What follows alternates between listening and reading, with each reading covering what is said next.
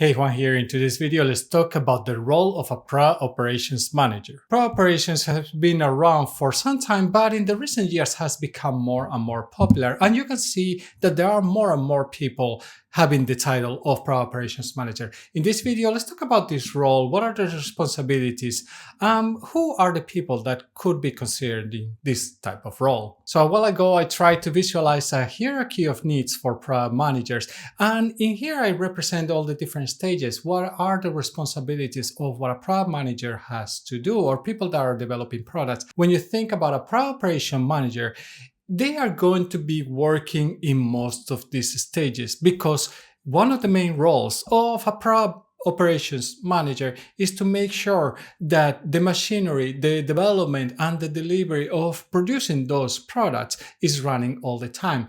And as part of this, they had to work with quite many people, work with quite many stakeholders, and be, in a way, an owner of the process of creating those products. As you can imagine, product operations has to do quite much with business operations or other type of operations that are in the companies. This means that they focus very heavily on processes that are required, in this case, to produce and develop products. And by the way, if you want to get this hierarchy of needs and other resources that are good for people working with products, go check out the pinned comment.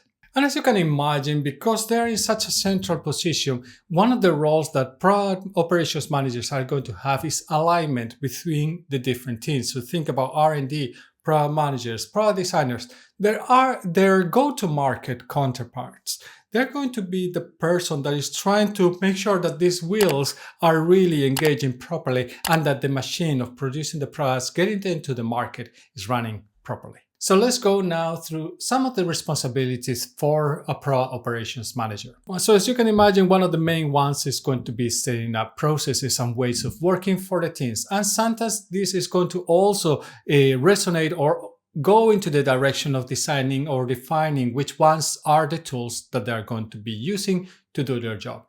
These tools can be things like Notion, it can be something like Pendo, product board. There are different tools that are being used, and these tools help you to establish or set up your product processes in a way that it's going to ideally take into account all your processes, meaning that if you have different prioritization frameworks that you are using, that those are adopted within that tool.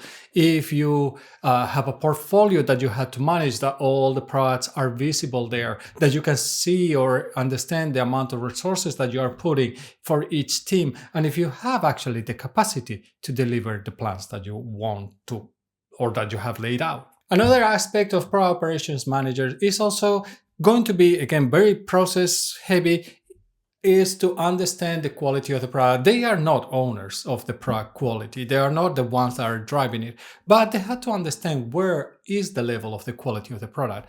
Are we ready to release?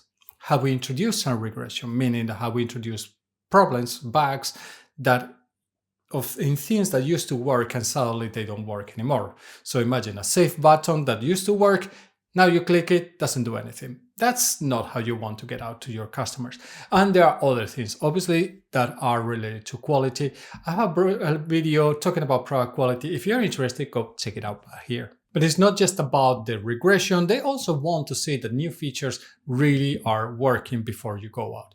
And yes, there's so much that you can understand how a new feature is working before you throw it out to your customers, but you had to have some levels of quality. You could argue that there's going to be overlaps between the product manager and a product operations manager, and that's true, but we'll come back to that later. Another part of their job is going to be to collect data, analyze data. They don't have to be the ones that collect the data. They don't have to be the ones that instrument the product to actually be able to collect that data, but they have to be able to understand how much people are using the product. Are new features being successful? Are parts of the product not being used? What is the daily active users, monthly active users? What is our churn rate?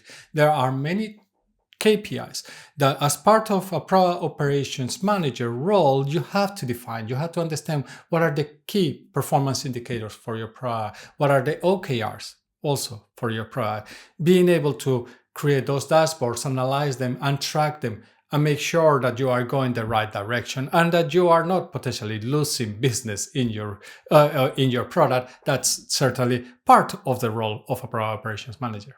Pro operations in some cases can also focus on experimentation and drive in making sure that teams understand when to do experimentation, or that they remember that they can do experimentation and that they should do experimentation in some cases, and not just try to build a perfect product when you really have not tested it with the market. A big chunk of the work of a pro operations manager is going to promote cross-team collaboration.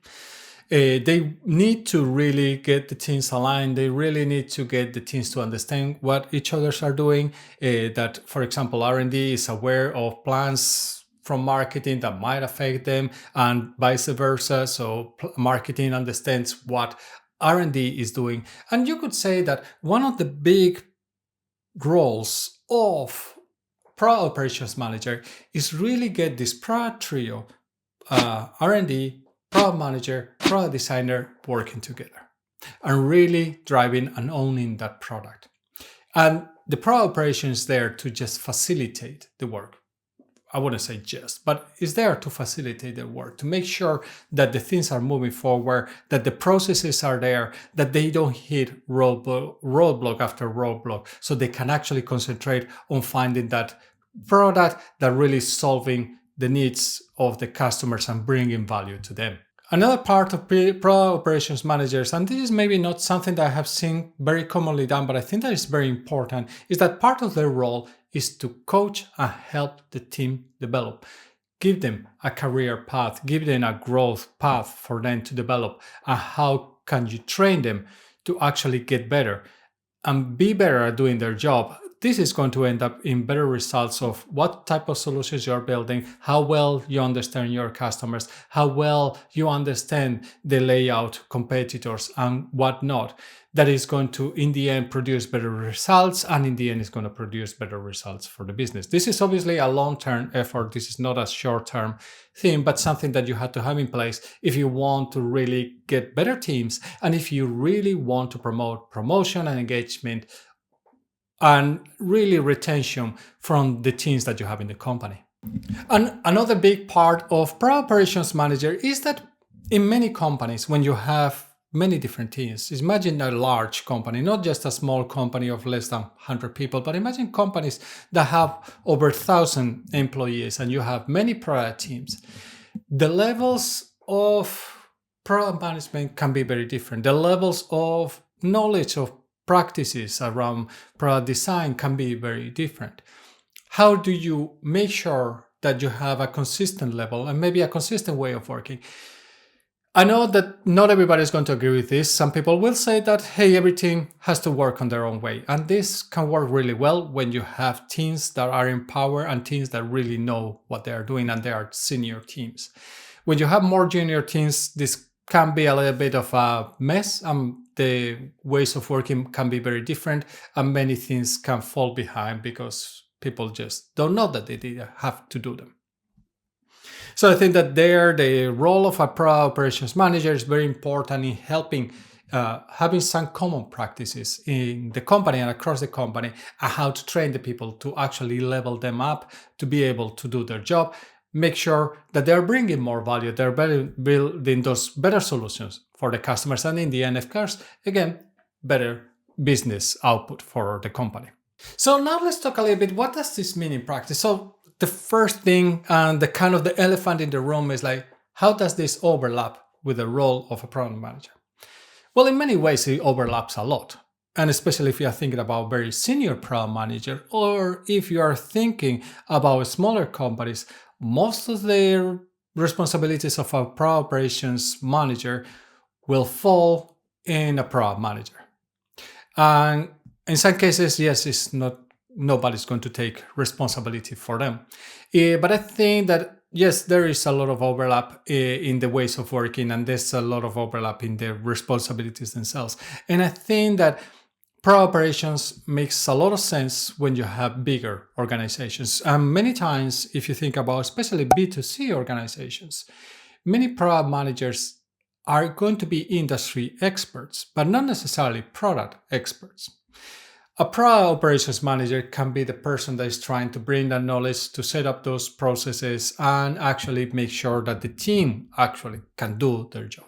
This tends to happen more in B2B, obviously, than in B2C. And I think that that's where the strength of having somebody like a proper operations manager can help your team, can help you to have a better way of working, to establish those product practices in your company. So either you are in a large company, B2C, where industry knowledge is very heavily demanded for product roles. I think that in those cases, definitely having a product operations team can help a lot. I think in B2C, definitely also if you have a large organization, it can help you as well. What else does it mean in practice is that given all what I said a moment ago, understanding all these processes, understanding and having a very deep knowledge of what product management is in practice and how to establish operations, it probably means that when you're looking for a product operations manager, you are looking for a relatively senior person,